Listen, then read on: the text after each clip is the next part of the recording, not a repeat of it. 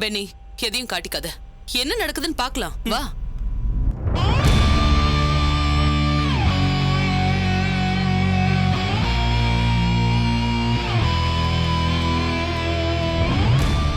Sir சொல்லுங்க, நான் தான் காயத்ரி. என்ன என்கொயரி? சதீஷ் விஷயமா உங்க மேல கம்ப்ளைண்ட் கொடுத்திருக்காரு. இவரா? இவருக்கும் எனக்கு என்ன சார் சம்பந்தம்? முதல்ல நீங்க எந்திரிங்க.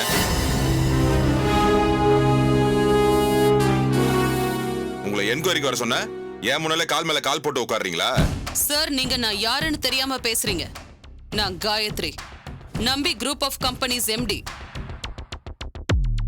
என் ஸ்டேட்டஸ் என்ன, கௌரவம் என்னன்னு தெரிஞ்சுக்கிட்டு என்ன ட்ரீட் பண்ணுங்க. பல 100 கோடிக்கு நான் சொந்தக்காரி. இது சொல்ல வெக்கமா இல்ல? என்ன முழிக்கிற? என்னவோ நம்பி குரூப் ஆஃப் கம்பெனிஸ்க்கு சொந்தக்காரி மாதிரி பேசுற? அது என்ன, நீ உழைச்சு சம்பாதிச்ச சொத்தா? இல்ல நம்பி உனக்கு ரத்த வரவா? யார் அவன்? சும்மா வழியில போய் உக்காந்துக்கிட்டு ஓனரு முதலாளி எம்டின்னு, இதெல்லாம் ஒரு பழப்பா? சார், தேவையில்லாம பேச வேண்டாம்னு சொல்லுங்க. நீங்க தாங்க ஆரம்பிச்சு வச்சீங்க. உங்க பெருமையை கேட்க வாங்க கூப்பிட்டோம். உங்க மேல கம்ப்ளைண்ட் கொடுத்திருக்காரு. பிரகாஷ், நீங்க வந்து உட்காருங்க.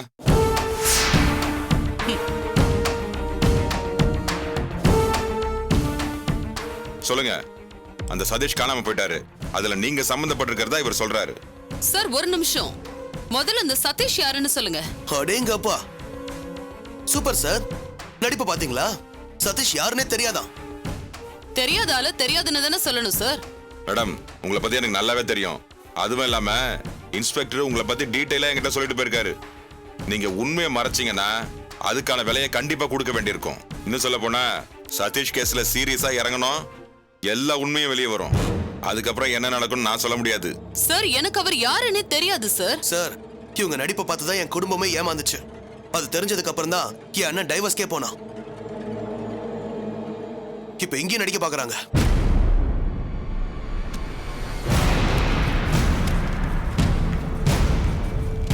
இது உங்க நம்பர் தானே?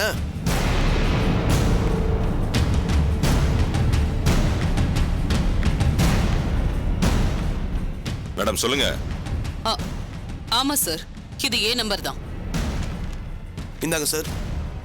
சதீஷோட கால் லிஸ்ட் செக் பண்ணதுல இவங்க நம்பர்ல இருந்து தான் கடைசி கால் வந்திருக்கு. சார், நீங்க எந்த சதீஷ் சொல்றீங்க? எந்த சதீஷ்னா? மூர்த்திக்கு பிசியோதெரபி கொடுக்க பிரகாஷ் அனுப்பின ஆள் தான் அந்த சதீஷ். அந்த சதீஷ் கிட்ட தான் நீங்க ஸ்லோ பாய்சனை கொடுத்துருக்கீங்க. அவன் மனமாற்றத்தால கொடுக்காம விட்டுட்டான். இதனால உங்களுக்கு அவன் மேல பகை உணர்ச்சி இருக்கு. அதனால தான் நீங்க சதீஷை ஏதோ பண்ணிருக்கீங்க. சொல்லுங்க, உண்மையை சொன்னா உங்களுக்கு நல்லது. சார், நீங்க தப்பா எடுத்துக்காதீங்க. நீங்க முதல்ல சதீஷ்னு சொன்னதும் எனக்கு யாருன்னு தெரியல. மூர்த்தியோட பிசியோதெரபிஸ்ட்னு சொன்னதும் தான் எனக்கு ஞாபகமே வருது. அந்த பையன் எனக்கு நல்லா தெரியும் சார். சரி சொல்லுங்க, என்ன நடந்தது? என்ன சார், ஏதோ கொலைகாரிய விசாரிக்கிற மாதிரி விசாரிக்கிறீங்க? அந்த மூர்த்தி என் தங்கச்சி ஹஸ்பண்ட். சதீஷ் ஒரு பிசியோதெரபிஸ்ட். அவர் ரெகுலரா அங்க போய் ட்ரீட்மெண்ட் கொடுத்தான். தங்கச்சி புருஷனாச்சே, எப்படி இருக்காரு, உடம்பு தேறிடுச்சான்னு நான் அப்பப்ப போன் பண்ணி விசாரிப்பேன். இதுல என்ன சார் தப்பு இருக்கு? எல்லாமே தப்பா தான் சார் இருக்கு. சார், சம்பந்தப்பட்ட இவங்க தான் மூர்த்தியை கொலை பண்ண ஆள் அனுப்பியிருக்காங்க. இப்ப புதுசா அவர் மேல அக்கறை வந்து அவரை பத்தி எதுக்கு விசாரிக்கணும்? இது முழுக்க முழுக்க போய் சார். ஐயோ, சுத்தி வளைச்சு எங்க திரும்பினாலும் சிக்க வைக்கிறானே. போலீஸ் விட்டாலும் இவன் விட மாட்டான் போல இருக்கேன். என்ன சார் இது? ஒருத்தர் தப்பு பண்ணா காலம் முழுக்க அப்படியே தான் இருக்கணுமா? அந்த மூர்த்தி இப்போ ஏன் கம்பெனில தான் வேலை பாக்குறாரு. இதுக்கு என்ன அர்த்தம்? அப்ப கோவம் இருந்தது, இப்ப அப்படி இல்லையே. என் தங்கச்சி கூட என்னோட தான் இருக்கா. அவரும் வீட்டுக்கு அடிக்கடி வந்துட்டு தான் போறாரு. அவ்வளவுதான் சார். தங்கச்சி புருஷன் மேல இருக்கிற அக்கறையில தான் இதெல்லாம் செஞ்சனே தவிர வேற எதுவும் இல்ல சார். இன்னும் சொல்ல போனா அவரை நல்லா பாத்துக்கோன்னு பணம் கூட கொடுத்திருக்கேன். சார், என்ன ஏன் சார் விசாரிக்கிறீங்க? அவனோட கால் ஹிஸ்டரியில ஏன் நம்பர் கடைசி நம்பரா இருந்தா என்ன சந்தேகப்பட்டு நீங்க விசாரிப்பீங்களா? சார், இது தப்பா இருக்கு சார். நான் யாருன்னு தெரியாம பேசுறீங்க. என்ன கூட்டு சேர்ந்துகிட்டு பேசுறீங்களா? ஆமாங்க மேடம், வந்ததுல இருந்து உங்களை இவங்க அப்படித்தான் பேசிட்டு இருக்காங்க. இவர் என்னமோ உறவு அது இதுன்னு பேசுறாரு. என் பாஸ் வெளியில வந்ததும் அவர் நீங்க கல்யாணம் பண்ணிக்க போறீங்க, அத்தனை சொத்துக்கும் நீங்க ஓனராக போறீங்க. இது தெரியாம இவங்க 2 பேரும் பேசிட்டு இருக்காங்க. சார், உண்மைக்கு விசுவாசமா இருங்க. இவங்க பக்கம் சேர்ந்துக்கிட்டு இவங்க சொல்றதுக்கெல்லாம் தலையாட்டிக்கிட்டு என்ன ஏதாவது பண்ணலாம்னு நினைச்சீங்க, ஹ, அப்புறம் நீங்க தான் அனுபவிக்கணும். என்ன ஆதாரம் இருக்குன்னு என்ன கூப்பிட்டு விசாரிக்கிறீங்க? சொல்லுங்க, என்ன ஆதாரம் இருக்கு? ஆதாரம் இருந்தா கூப்பிட்டு விசாரிங்க. எதுவுமே இல்லாம ஒரு கால் லிஸ்ட வச்சு மிரட்டுறீங்க. கொலையே பண்ணிட்டேங்கிற மாதிரி சொல்றீங்க. கொலை பண்றவன் அவனை போன் பண்ணி கூப்பிட்டா கொலை பண்ணுவான்? சொல்லுங்க சார், ஆதாரம் இல்லாம எதுவும் பேசாதீங்க. என் ஸ்டேட்டஸ் லெவலே வேற. இதெல்லாம் நல்லதுக்கு இல்ல, பாத்துக்கோங்க. அப்புறம் உங்க மேல நான் மான நஷ்ட கேஸ் போட வேண்டியிருக்கும்.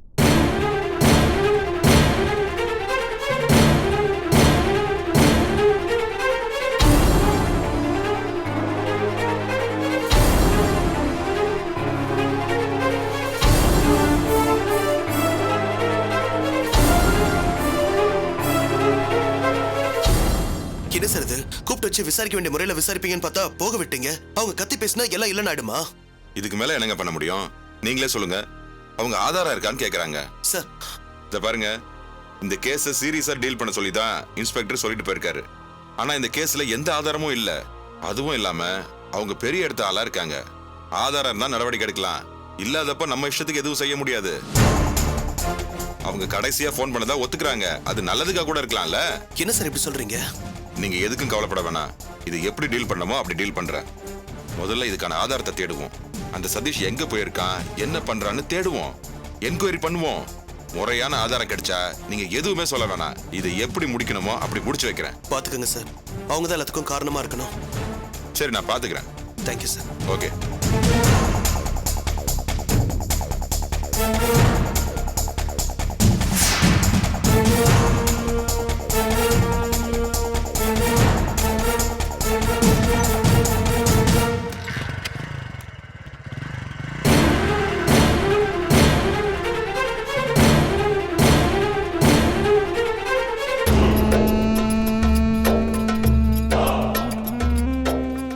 ஸ்டேஷனுக்கு வந்து கம்ப்ளைண்ட் கொடுத்திருக்கான்.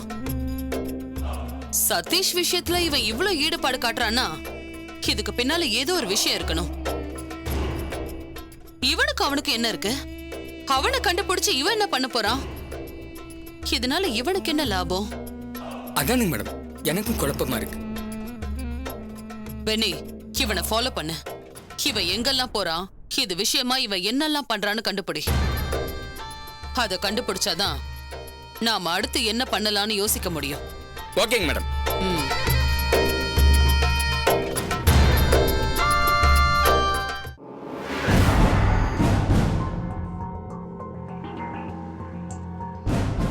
வேற எதுவும் சொன்னானா? இது விஷயமா உங்களை பார்க்க போறேன்னு சொன்னாரு.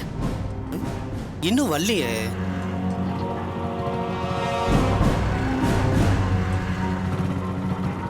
என்னடா ஆச்சு? ஸ்டேஷன்ல வச்சு பேசியாச்சு. அவங்க சமாளிக்கிறாங்க. சமாளிக்கிறாங்களா? என்ன மாமா சொல்றீங்க? ஆமா, சப் இன்ஸ்பெக்டர் ஹார்ஷா ட்ரீட் பண்ணாரு. ஆனா அவங்க ஆதாரம் இருக்கான்னு லா பாயிண்ட் பேசுறாங்க. கடைசியில நான் பெரிய ஆளு, நம்பி குரூப் ஆஃப் கம்பெனிஸ்க்கு இப்ப நான் தான் எம்டியா இருக்கேன், என்ன இப்படி விசாரிச்சா மான நஷ்ட வழக்கு போடுவேன்னு மிரட்டுறாங்க. எல்லாத்துக்கும் மேல அவங்க இதுல ஏதோ தப்பு பண்ணிருக்கிற மாதிரி தெரியுது. மாமா, டேய் இப்ப என்னடா பண்றது? தெரியலடா. மாமா, என் பிரச்சனை என்னன்னு தெரியும்ல. நான் எங்க போய் என்னன்னு சொல்லுவேன்? அம்மாவுக்கும் மாமாவுக்கும் இந்த விஷயம் தெரிஞ்சா பெரிய பிரச்சனை ஆயிடும். எனக்கு கொன்னே போட்டுடுவாங்க. டேய் பிரகாஷ், டேய் என்ன என்னடா பண்ண சொல்ற? மாமாவும் அம்மாவும் இப்பதான் கணக்கு தெரியறாங்களா? ஏற்கனவே இவங்க ரெண்டு பேரையும் கண்டிச்சேன். இவள ஒழுங்கா படிக்கிற வேலையை பாரு, படிச்சு பாஸ் பண்ண. வீட்டுல இருக்கிறவங்கள உன்னை வச்சுதான் கனவு காண்றாங்கன்னு சொன்ன. மூர்த்தி என்ன உன்னை உயிரா நினைக்கிறாரு? நீ கிராமத்துல இருந்து வந்த பொண்ணு, இது சிட்டி, கவனமா இருந்து படிச்சு முடின்னு சொல்லிருக்க. அவங்கிட்ட வேலையை மட்டும் பாருடா, எல்லாத்தையும் அப்புறம் பாத்துக்கலாம்னு சொல்லிருந்தேன். எல்லாத்தையும் தொடச்சு போட்டு இப்ப அழுதா என்ன பிரயோஜனம்? அழாத, எல்லாத்துக்கும் ஒரு அளவு இருக்கு. டேய் விட்றா, இந்த மாதிரி நேரத்துல ஏன்டா திட்டிட்டு இருக்க? பின்ன திட்டாம கொஞ்சம் முடியும். என் வீட்டுல எவ்வளவு நம்பிக்கை வச்சிருக்காங்க தெரியுமா? எனக்கும் அக்கறை இருக்குடா. அப்படி இல்லாம படிக்க வச்ச டேய் அக்கறை காட்டின படிக்க வச்சா எல்லாம் சரி. ஆனா இப்ப என்ன பண்றது? அத சொல்லு. அவ கர்ப்பமா இருக்கா. அத நினைச்சுதான் பயந்துட்டு இருக்கா. சதீஷும் எங்க போனான்னு தெரியல. இப்படியே இதை விட்டா பெரிய பிரச்சனையா இருந்தா. நான் என்னடா பண்றது? பேசாம கர்ப்பத்தை கலைச்சிடலாம்டா. மாமா இவர் என்ன சொல்றாரு? என்ன சொல்றாருன்னா குழந்தைய பத்தி வீட்டுல கொடுக்க போறியா?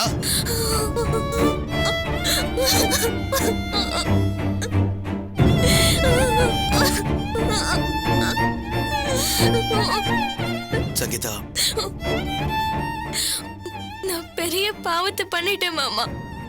அதுக்காக கர்ப்பத்தை கழிச்சு இன்னொரு பாவத்தை செய்யணுமா? சங்கீதா, உன் பயம் பதட்டம் பிரச்சனை எல்லாம் புரியுது. ஆனா இப்ப நமக்கு வேற வழி இல்லையே. என் வாழ்க்கையிலேயே நான் செஞ்ச பெரிய பாவம் இதுதான். இந்த வயசுல தப்பான முறையில கர்ப்பமாகி அதை அழிக்கிறதுக்கு பயமா இருக்கு. நீ விஷயம் புரியாம பேசுற. இப்ப எதையும் யோசிக்க முடியாத. சதீஷ் இருந்திருந்தா எந்த பிரச்சனையும் இல்ல. அவனை மூர்த்தி அண்ணனும் அம்மாவும் ஏத்துக்கலனா கூட நான் பேசி உன் கல்யாணத்தை நடத்தி வச்சிருப்பேன். நல்லா யோசி.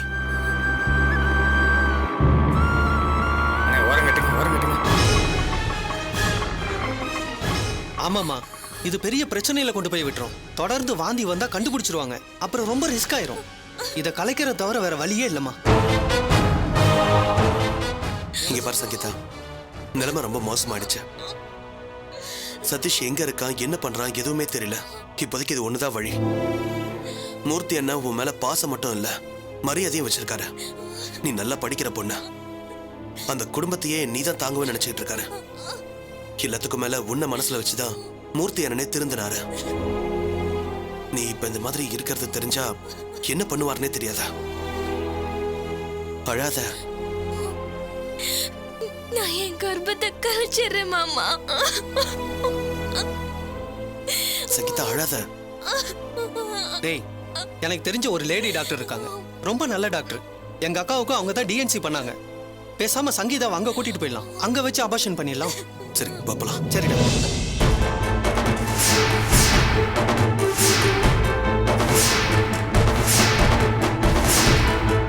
உட்காரு.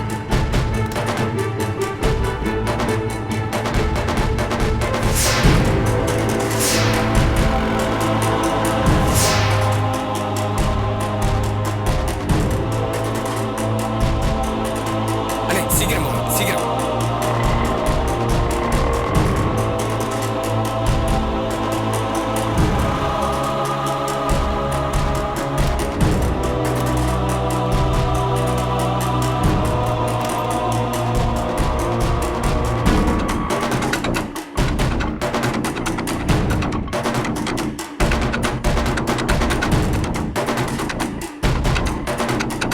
வாடா.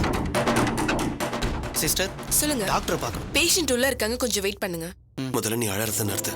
எல்லாரும் ஒரு மாதிரி பாக்குறாங்க. உள்ள போ.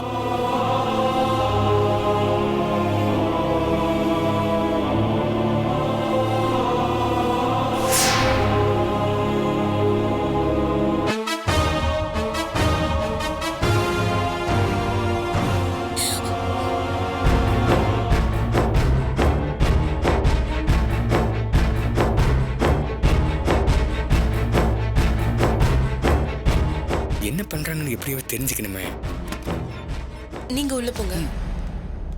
வாடா. வணக்கம் டாக்டர். வாங்க. எங்க அக்கா சாவித்திரிக்கு இங்க தான் டிஎன்சி பண்ண டாக்டர். ஆஹா. ஞாபகம் இருக்கா? ஓ ஆமால, பார்த்து ரொம்ப நாளாச்சுப்பா, மறந்துட்டேன். பரவாயில்ல டாக்டர். யாருப்பா இந்த பொண்ணு அழுதுகிட்டு இருக்கு? இது என் ஃப்ரெண்டு. இது அவன் மாமா பொண்ணு டாக்டர். டாக்டர் தப்பா எடுத்துக்காதீங்க. இந்த பொண்ணு பேரு சங்கீதா. என் மாமா பொண்ணு தான். காலேஜ்ல படிச்சுக்கிட்டு இருக்கா. ஒரு பையனோட லவ் ஆகி பிரச்சனை ஆயிடுச்சு. பிரச்சனையா? இதெல்லாம் என்கிட்ட ஏன் சொல்றீங்க? இல்ல டாக்டர், அந்த பையன் எங்க போனான்னு தெரியல. இப்ப இவ கர்ப்பமா இருக்கா. உங்களை பத்தி இவன் சொன்னா அதான் இங்க கூட்டிட்டு வந்தோம். என்ன சொன்னா? நான் இந்த மாதிரி வர்றவங்களுக்கெல்லாம் கர்ப்பத்தை கலைக்கிறவன்னு சொன்னானா? அறிவில்ல உனக்கு?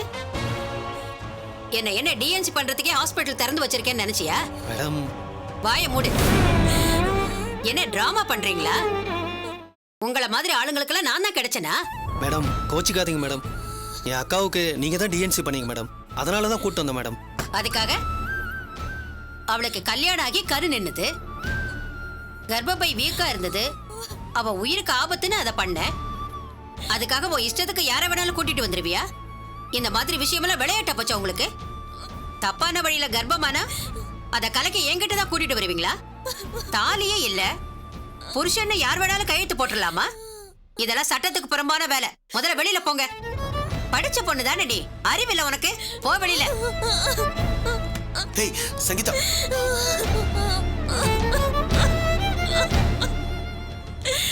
சாரிடா.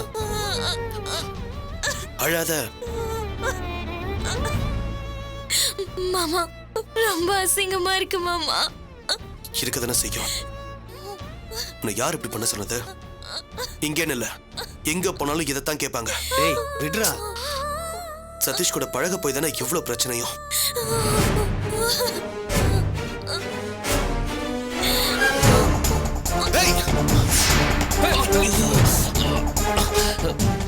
ஒன்னாகலே. ஏய் பிரகாஷ். டேய் என்னடா? பென்னி என்ன ஃபாலோ பண்ண சொல்லி அந்நியர் அனுப்பியிருக்காங்க. நல்ல வேலை நம்ம பேசினது எதையும் கேட்கல. டேய் என்னடா அதெல்லாம்? நான் என்ன பண்றேன் ஏது பண்றேன்னு உங்களுக்கு தெரிய வேண்டாம், அதுக்கு தான் அனுப்பிச்சிருக்காங்க. அந்த ராஸ்கல் சிக்காமையா போக போறான். இனிமே அழுது ஒண்ணும் ஆக போறது இல்ல. டேய் இப்போ என்னடா பண்றது? வேற வழி இல்ல, டாக்டரை ஏமாத்த வேண்டியதான். டேய் நீ என்னடா சொல்ற? பார்த்தல டாக்டர் என்ன பேச்சு பேசுறாங்கன்னு. இங்கன்னு இல்ல, எங்க போனாலும் புருஷன் யாரு என்னன்னு கேட்கதான் செய்வாங்க. சங்கீதாக்கு கல்யாணம் ஆன மாதிரி செட்டப் பண்ணி கையெழுத்து போடணும். கையெழுத்து போடணும்னா? டேய் இப்போதைக்கு சங்கீதாக்கு ஹஸ்பண்டா நடிச்சு ஒரு சைன் பண்ணா போதும். அது நீதான் பண்ண. டேய் நீ வேறடா, வீட்ல எனக்கு பொண்ணு பார்த்துட்டு இருக்காங்கடா.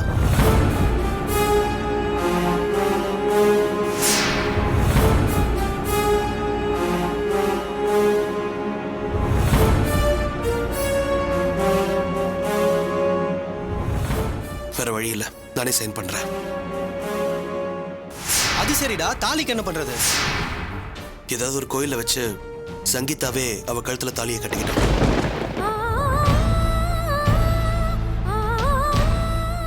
மாமா கோவில்லையா? வேற வழி இல்ல, பண்ண போறது பெரிய பாவம். சாமியை கும்பிட்டுட்டு மன்னிப்பு கேட்டு தான் செய்யணும். கோயிலுக்கு போனா கூட்டம் இருக்குமே. இருக்கதாண்டா செய்யும், என்ன பண்றது? யாரும் கண்டுக்க மாட்டாங்க. என்ன சங்கீதா சொல்ற? வேற எந்த வழியும் இல்ல, ரோட்ல வச்சு தாலி கட்டிக்க முடியாது. கடவுள் சன்னிதானத்துல நின்னு மன உருக வேண்டிக்க. சதீஷ்காக அவ எங்க இருந்தாலும் நல்லபடியா வரணும்னு வேண்டிக்க. சரி மாமா. நாளைக்கு காலையில அம்மன் கோயிலுக்கு வந்துடு. இந்த விஷயம் முடிச்சதும் நேரா ஏதாவது ஒரு டாக்டரை போய் பார்க்கறோம். சரியா? சரி மாமா.